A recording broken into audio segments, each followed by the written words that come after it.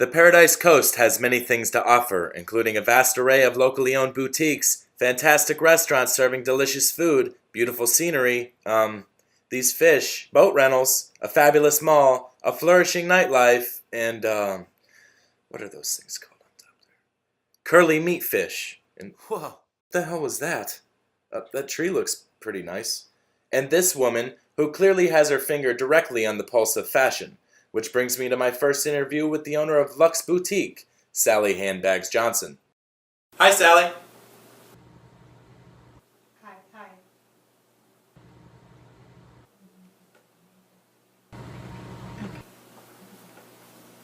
I'm sorry.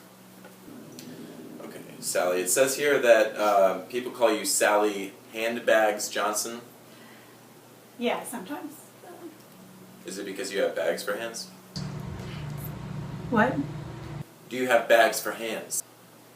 Do I have handbags? No, do you literally have bags for hands? Probably because I make my own handbags in the store.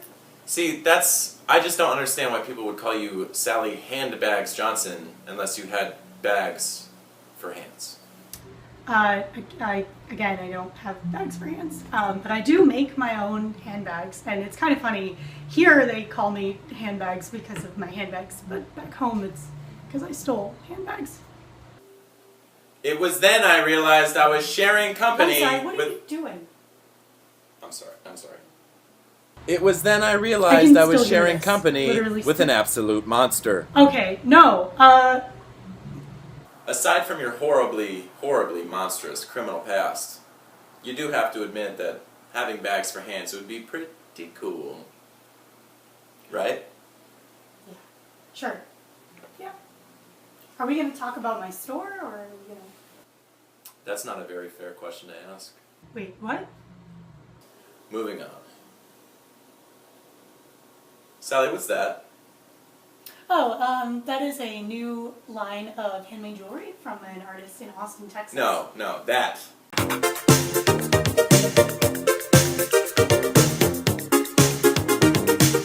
Would you care to explain why you would have something like that in your store?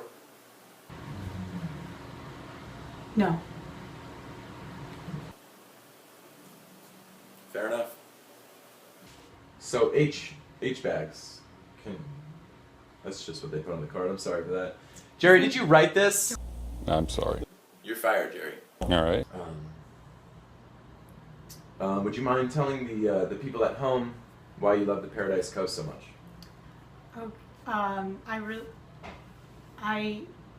The people are nice sometimes when they're not nice, and I really like my store, and Are you kidding me?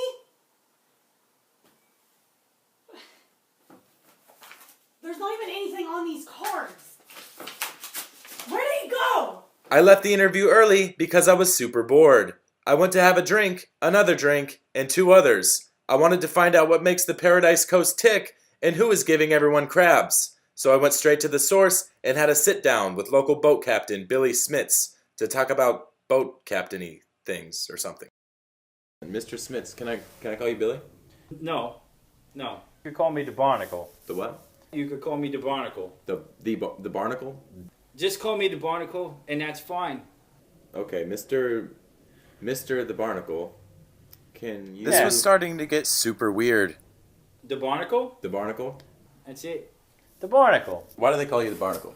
Well, I was a young kid, and it was the rough seas, and I fell overboard, and I happened to just latch onto the side of the boat, and I stayed there for like 5 hours, and nobody knew I was gone. And then, they saw me, and then I scratched somebody on the neck. This man is completely insane, but I needed to hear more. So what inspired you to be a captain? That's easy. This guy. He trained Wolverine. He then went on to list his other inspirations, including Captain Planet, Captain Crunch, movie star Chris Evans, and the skipper from Gilligan's Island. Why did you come to the Paradise Coast? Because it's beautiful. There's beautiful beaches. There's beautiful babes. Great restaurants. Pinch's Crab Shack. I caught all the crabs there with no net. I put them in there in the ice. I caught them with my teeth. Because I'm one crazy sea captain. This, of course, was an understatement. Because my motto is I refuse to think. That says refuse to sink. Oh, it really does. What do you do for fun around here? Well, I go fishing a lot, and I talk to seagulls. You know, they listen to me. If I had wings, I'd fly away with them, but I don't. 'Cause I'm a human. But that's about it. And I usually cruise around on my boat, and I listen to Fat Funky Beats. Speaking of rap music, my sound guy has been known to spit a little. Is that right, Carl? Why don't you give the Barnacle a tiny taste? I keep it player while some choose to play it safe. Boy, check the resume, it's risky business in the AA. And I've been witness to this history ever since the 10th grade. That's pretty fresh. The freshest and best in town. Super fresh. We can't fake fresh. My man. I feel like I learned absolutely nothing from my time with the Barnacle. The interview dragged on for the better part of 3 days, and I was no closer to accomplishing whatever it is I was doing here. What am I doing here? Huh. However, he did eventually share some useful information, where I could find fantastic seafood done the Italian way, where old men in sleeveless shirts flock as if it was a Werther's Original convention. The place? Bravo. Owned by billionaire playboy restaurateur Willard Clean Plates Murphy, who insisted that the interview be held in the superfluous bathtub of his restaurant's public restroom. This is where he handles all things from cleaning pots and pans, wiping that plate, and even quality control as seen here. I found that Mr. Murphy's voice is like that of an angel, but he never learned to speak actual words. How he became so successful, this reporter wishes he knew. So why did you choose this area over any other area in Florida?